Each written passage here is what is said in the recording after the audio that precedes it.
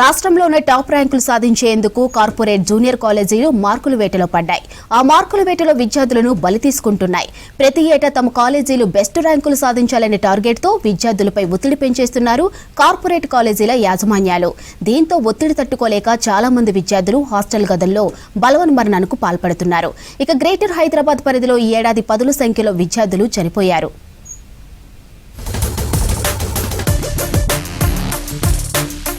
Greater Hyderabad లో వందల సంఖ్యలో ప్రైవేట్ కార్పొరేట్ జూనియర్ కాలేజీలు ఉన్నాయి. సిటీ శివార్లలో చాలా వరకు కార్పొరేట్ కాలేజీలు విత్ రెసిడెన్షియల్ తో నడుస్తున్నాయి. అయితే అవన్నీ బయటికి బాగానే ఉన్నా లోపల మాత్రం అందుకు భిన్నంగా ఉంటుంది.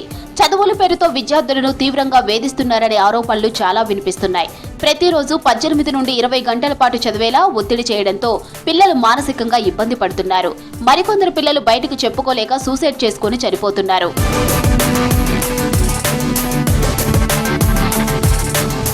తెలంగాణలో 2024-25 విద్యా సంవత్సరంలో వందలాది మంది విద్యార్థులు సూసైడ్ చేసుకుని చనిపోయారు. వీరిలో ఇంటర్ చదివే పిల్లలే అధికంగా ఉన్నారు.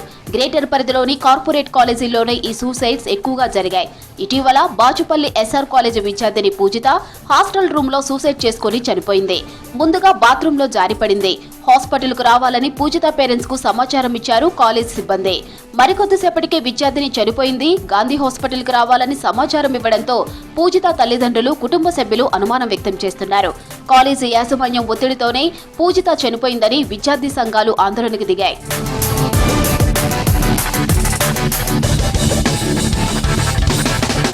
పదుల సంఖ్యలో విద్యార్థులు ఈ ఏడాది సూసైడ్ చేసుకుని ప్రాణాలు కోల్పోయారు. దీనికి కార్పొరేట్ విద్యా సంస్థల ఒత్తిడే కారణమని విద్యార్థి సంఘాలు ఆరోపిస్తున్నారు. కార్పొరేట్ విద్యా సంస్థలకి మ్యాండేట్గా ప్రభుత్వం ఒక జీవో గెజెట్ విడుదల చేసి చర్యలు తీసుకోవాలని కోరుతా ఉన్నాం. ఎవరైతే ఈరోజు తల్లిదండ్రులు ఇబ్బందులు పడుతున్నారో, బాధపడుతున్నారో వాళ్ళకు భరోసా ఇవ్వాలని కోరుతా ఉన్నాం. చనిపోయిన విద్యార్థుల పట్ల ప్రభుత్వం భరోసా ఇచ్చి వారి కుటుంబాలకి దీనికి కారకులైనటువంటి వారి పట్ల కూడా ప్రభుత్వం కఠినంగా వ్యవహరించి క్రిమినల్ కేసులు బుక్ చేసి ఆయా విద్యా సంస్థల మీద చర్యలు తీసుకోవాలని ప్రభుత్వాన్ని ప్రధానంగా కోరుతా ఉన్నాం. ప్రైవేటు విద్యా సంస్థల ఆగడాలకు రాష్ట్ర సర్కార్ అడ్డుకట్ట వేయాలని పేరెంట్స్ అసోసియేషన్ ప్రతినిధులు డిమాండ్ చేస్తున్నారు. చదువుల పేరుతో పిల్లలపై విపరీతమైన ఒత్తిడి పెంచడంతో తట్టుకోలేక చనిపోతున్నారని ఆరోపిస్తున్నారు. తల్లిదండ్రులు పిల్లలను కార్పొరేట్ కాలేజీలకు చదువుల కోసం పంపితే కార్పొరేట్ కాలేజీలు మాత్రం చంపుతున్నాయని మండిపడుతున్నారు. ప్రతి ఏటా వందలాది మంది ఇంటర్ విద్యార్థులు చనిపోతున్నారని, విద్యార్థుల మరణాలపై కమిషన్ వేయాలని డిమాండ్ చేస్తున్నారు. ఇక ఇంటర్ బోర్డు కూడా తనిఖీలు చేపట్టి చర్యలు తీసుకోవాలన్నారు.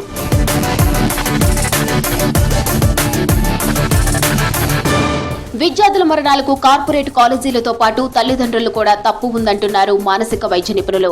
ర్యాంకుల కోసం కాలేజీలు తమ పిల్లవాడికి మంచి ర్యాంక్ కావాలని తల్లిదండ్రులు ఒత్తిడి పెంచడంతో తట్టుకోలేని స్థితిలో స్టూడెంట్స్ సూసైడ్ చేసుకుంటున్నారని చెబుతున్నారు సీనియర్ సైకాలజిస్ట్ రాధిక.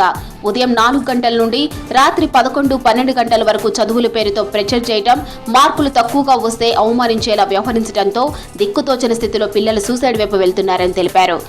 ఒక్కొక్కళ్ళు 12 గంటలు 13 గంటల పాటు వాళ్ళు పుస్తకాలు వాళ్ళు ఉండాలి. సరి అయిన వసతులు ఉండవు, సరి అయిన ఒక ఎమోషనల్ సపోర్టు ఉండదు. ఇలాంటి ఎన్విరాన్మెంట్లో ఉండేసరికి పిల్లలు సడన్గా అలాంటి పరిస్థితిని తట్టుకోలేకపోతున్నారు. పిల్లలు చదవలేకపోతుంటే వాళ్ళని ఎలా డీల్ చేయాలి అన్న సంగతి పక్కన పెట్టి పిల్లల్ని ఎంత తిడితే వాళ్ళు అంత బాగా చదువుతారట. ఇవాళ రేపు తిట్టడాలు, కొట్టడాలు, ఇటు పేరెంట్స్ నుంచి కూడా మీరు ఏం చేస్తారో చేసుకోండి, మా పిల్లడు బాగా చదివితే చాలు, మీరు కొట్టుకుంటారా కొట్టుకోండి, కానీ మా పిల్లడు బాగా చదివితే చాలు. ఈ రకమైన ఈ అడల్ట్ మెంటాలిటీ అన్నది కూడా పిల్లలకి ఏం చెయ్యాలి, ఎవరిని అడగాలి, ఎవరి దగ్గర వాళ్ళ బాధ చెప్పుకోవాలో తెలియని పరిస్థితులలో సూసైడ్కు లోనవుతారు. కాలేజీల ఒత్తిళ్లను తట్టుకోలేక పదుల సంఖ్యలో విద్యార్థులు చనిపోయారు. రాష్ట్ర సర్కార్ స్పందించి కార్పొరేట్ విద్యా సంస్థల వేధింపులకు చెక్ పెట్టాలని తల్లిదండ్రులు, విద్యార్థి సంఘాలు డిమాండ్ చేస్తున్నాయి.